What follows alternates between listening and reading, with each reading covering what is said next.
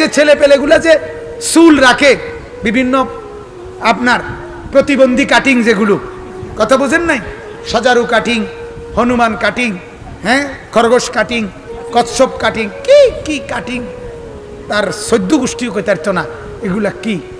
এগুলো আসলে আমার কাছে মনে হয় প্রতিবন্ধী কাটিং। প্রতিবন্ধী মানে হলো যে নিজে বুঝে না যে আমি কি করি, কথা বলেন না, এর কি বলে? প্রতিবন্ধী বলে, যে নিজস্ব এহসাস কম, মানে অনুভূতি কম, কি খারাইয়া মতে না বইয়া মতে, বেচারা নিজের কোনো কি নাই, খোশ উদ্বোধ নাই, কথাটা বুঝছেন না? এর কি বলে? প্রতিবন্ধী বলে।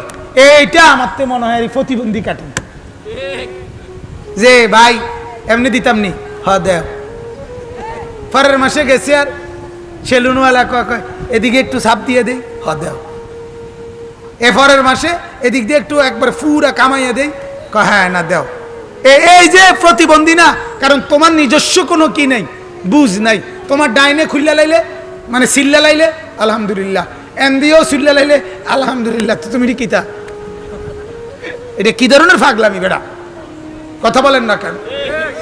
বুঝা আমি বুঝি আজকে ফ্যান ফিনবো নিচে, কালকে ফ্যান ফিনবো মাথাত খেন, আমার একটা নিয়ম থাকবে না, কথা বলেন না কেন? লুঙ্গি আমি গত সপ্তাহ যেহেতু নিচে বাঁধছি কোমরের তলে, এখন এ সপ্তাহে বুঝি লুঙ্গি আমি মাথাত বাঁধব, তা আমার একটা নিয়ম কানুন থাকবে না? তো তোমার দিয়ে কোনো নিয়ম নাই, তোমার দিয়ে চুলের কোনো পূর্ব নাই, পশ্চিমও নাই, উত্তরও নাই, দক্ষিণও নাই, রেখিতা, এটা প্রতিবন্ধী। এই মুরব্বী কইছে এখন দোষ, দোষ হইলে মুরব্বীর দোষ। এই আবু তাহের ভাইয়ের আব্বা, এই এলাকার মানুষ, দুটা কথা কইলে ওনারে কইয়ে।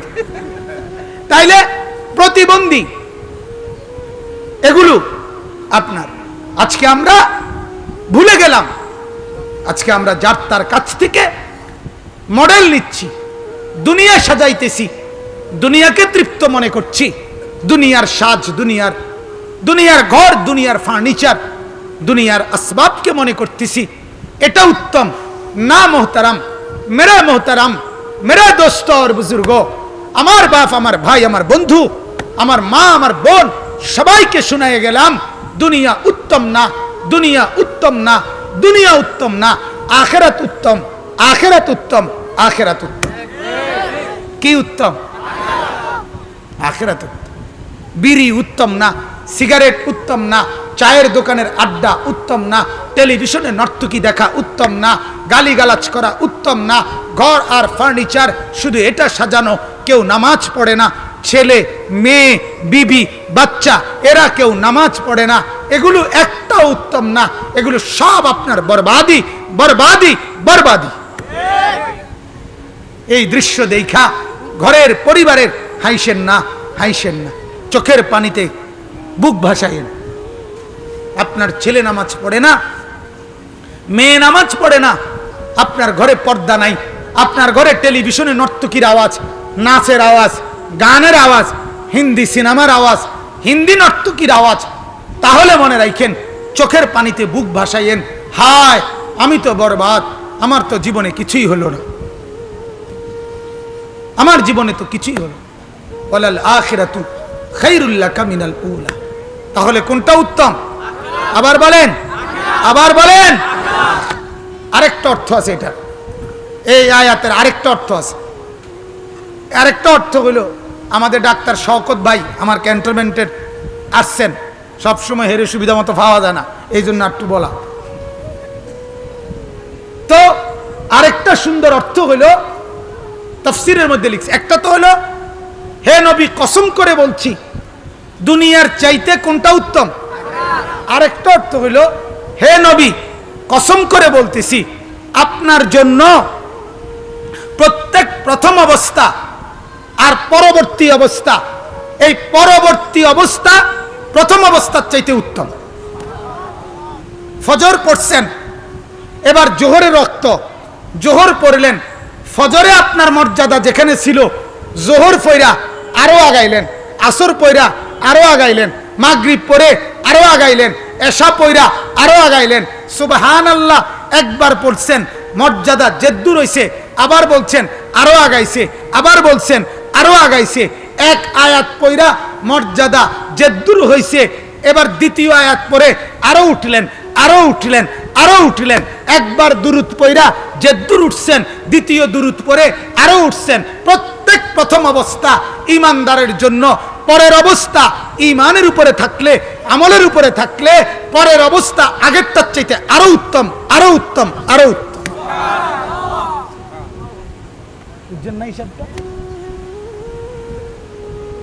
হ্যাঁ, এজন্য হাদিস নবীজি বলছেন যে আমার উপরে একবার দুরূদ পড়ে তাকে 10টা নেকি দেওয়া হয়, 10টা গুনাহ মাফ হয়, 10টা মর্যাদা বৃদ্ধি করা হয়। তাহলে 2বার পড়লে তাহলে বোঝা গেল আগের থেকে উপরে নি।